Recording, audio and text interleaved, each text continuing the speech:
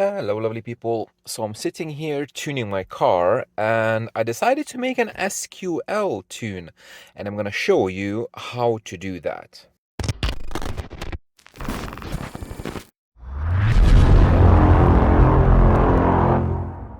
So the difference between a proper SQ, it is a bit hot, and SQL tune is that on SQL tune, you don't want to lose any loudness.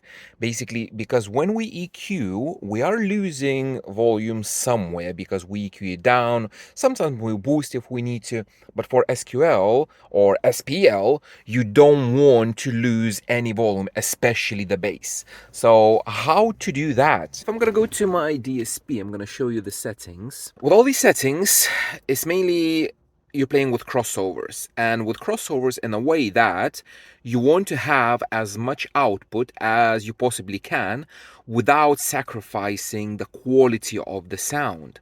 So for example, if I have my rear subwoofer, I disabled all the EQ. I had a few places, you can see from the old tune, I had a few places pulled down because I want everything, so I bypass the EQ.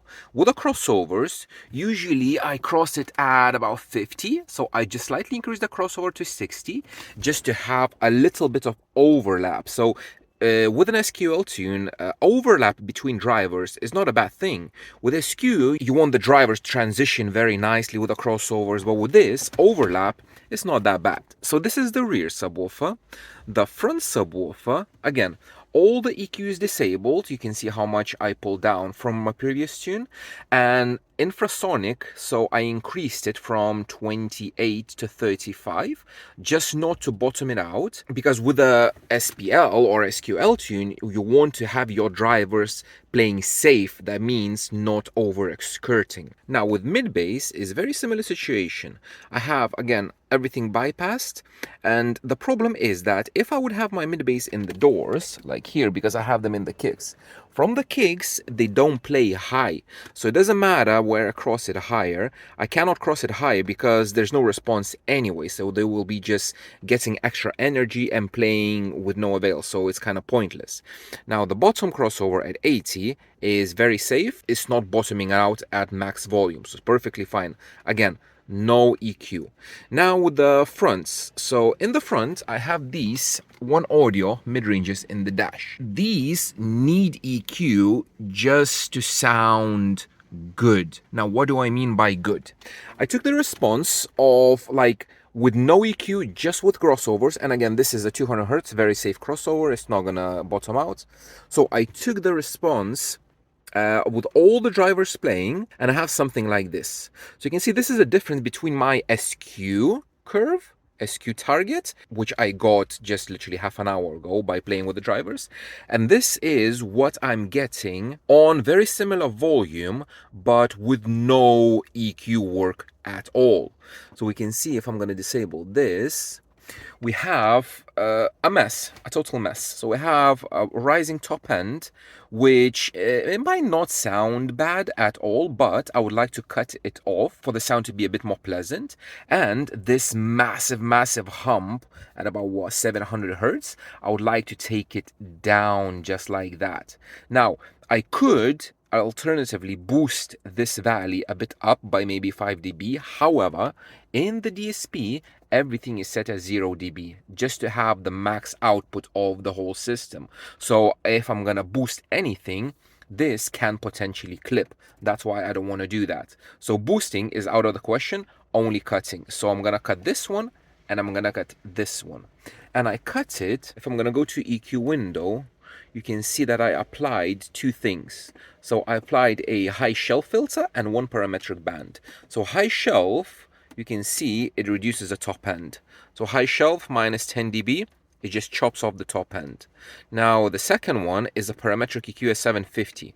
If I'm gonna enable this, you can see the difference. It basically chops off all of that. One parametric at 750. Now from all of this, I get this response compared with absolutely no EQ and with bare minimal, literally two bands with shelf filter and this. And the only thing that I did extra a little bit, I removed this 4.5K peak just a little bit, because I want a little scoop out here, because when you play everything on loud volumes, the frequencies between like 3 and 5K, they sound harsh, and you want to remove it just a tiny bit.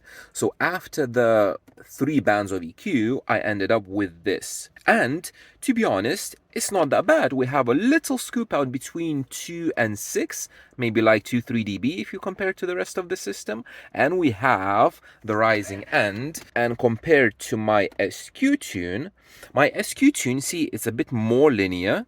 It's much flatter, and it has a bit less bass. Now, this scoop out is just because my front subwoofer cannot keep up with the maximum output. It's not enough for that. And the other thing that I did, I raised the subwoofer level because I can. So my subwoofer, the front subwoofer is at 0 dB, and the rear subwoofer is at minus 3 dB still. On my SQ tune, it's at minus 6 dB.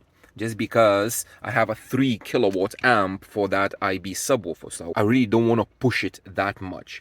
But yeah, this is my SQL tune, and it sounds different from SQ in a way that everything is not as accurate, like everything is not pinpoint where it's supposed to be. I do still have the sub bass in front of the dash, just because the time alignment didn't change. Everything is kind of the same.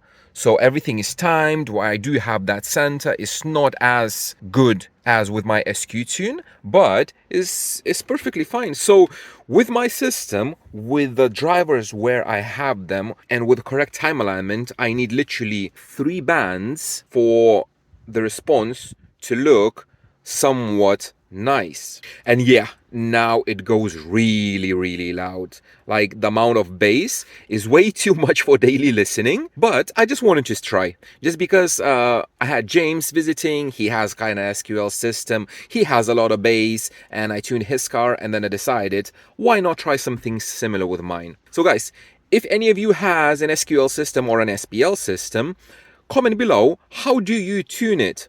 What do you do differently in order to make it sound much nicer without sacrificing any volume? So thank you very much for watching, guys, and I will see you in the next one.